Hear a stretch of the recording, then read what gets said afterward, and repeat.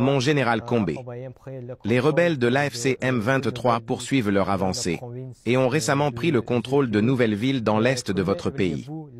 Quelle est votre analyse de la situation actuelle sur le terrain? Un État qui tolère l'occupation de son territoire sans réponse immédiate est un État qui se condamne à disparaître.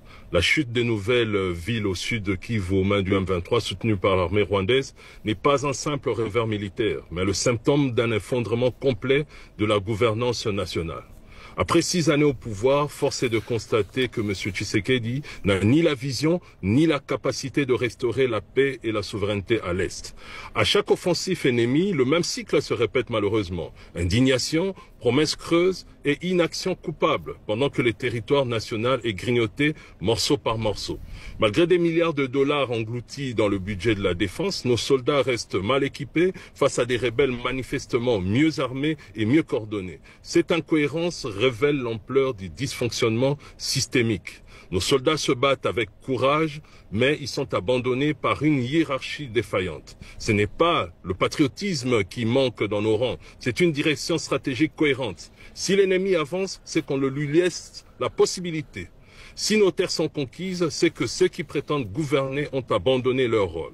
L'armée congolaise n'est pas vaincue, elle est trahie. Ceux qui la commandent ne savent ni se battre, ni gouverner, ni négocier. Ils parlent pendant que l'ennemi avance. Ils hésitent pendant que notre peuple souffre. M. Tshisekedi semble dépassé par les événements. Son incapacité à rétablir le contrôle sur l'armée et à sécuriser le territoire national soulève de sérieuses questions sur son leadership en temps de crise. Un chef qui ne peut pas agir face à une guerre perd la confiance de son peuple. Le Congo ne manque pas de courage, il manque d'un commandement digne de lui. Un pays n'a pas besoin des dirigeants qui hésitent, il a besoin des chefs qui savent trancher. Il est temps de reconnaître que la situation exige un changement radical d'approche et de leadership. Le Congo mérite des dirigeants capables de mobiliser efficacement nos ressources nationales pour défendre notre territoire, d'élaborer une stratégie cohérente alliant efforts militaires et diplomatiques, de bâtir des alliances régionales et internationales qui respectent réellement nos intérêts et d'assurer une gouvernance transparente des fonds alloués à la défense. La gravité de la situation dans l'ensemble de l'Est congolais appelle à une remise en question profonde. Notre nation possède des ressources humaines et naturelles pour surmonter cette crise, mais elle a besoin d'un leadership à la hauteur des défis existentiels auxquels elle fait face. L'histoire appartient à ceux qui prennent des décisions qui s'imposent. Le gouvernement angolais a annoncé que les premiers pourparlers directs entre les autorités de la RDC et les rebelles du M23 se tiendront le 18 mars à Luanda. Qu'attendez-vous de ces négociations? Les pourparlers sont une aberration historique. Non seulement ils sont une humiliation pour la RDC, mais ils sont aussi une humiliation pour Tshisekedi lui-même.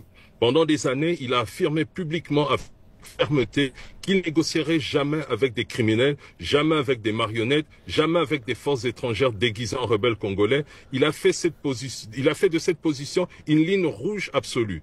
Et il avait raison dans ce contexte. Mais aujourd'hui, après l'effondrement de son armée sur le terrain, après avoir perdu le contrôle des vastes portions du territoire, il se contredit et s'assoit à la table avec ceux qu'il qualifiait hier de pantins du Rwanda.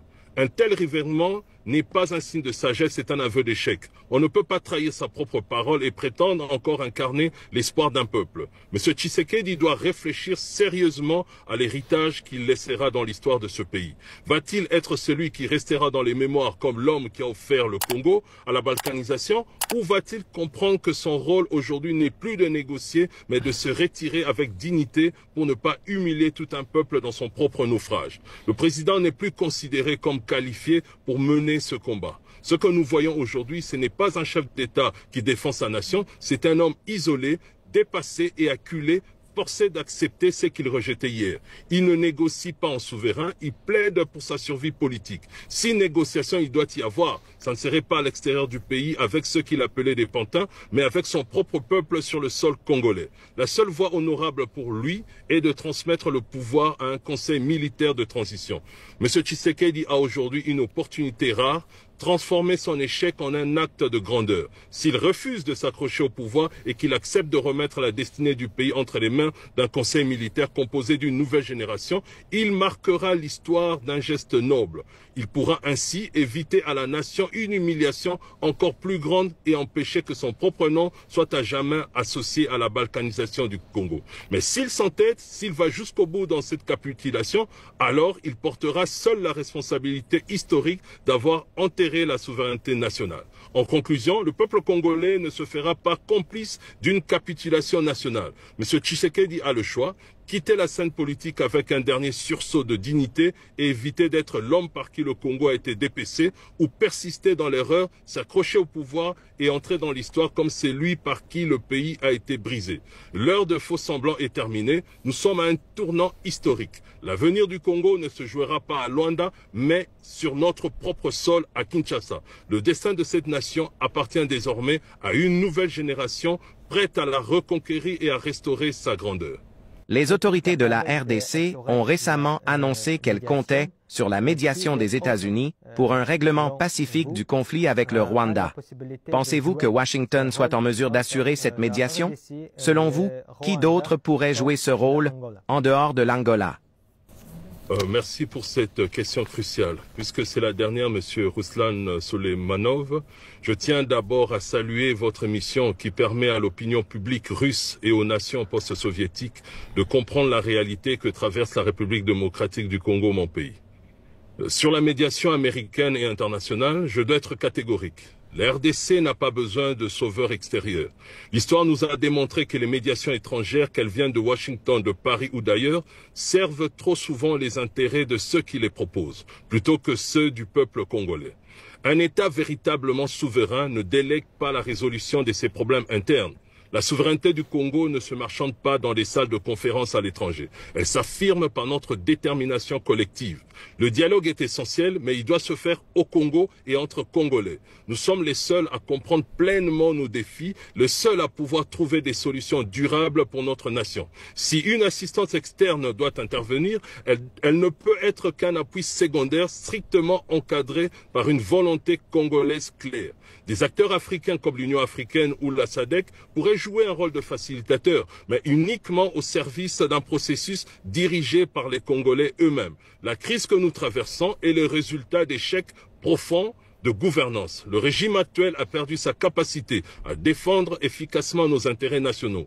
L'État approche d'un point de rupture, l'économie est gravement fragilisée, l'armée manque de ressources et de direction claire.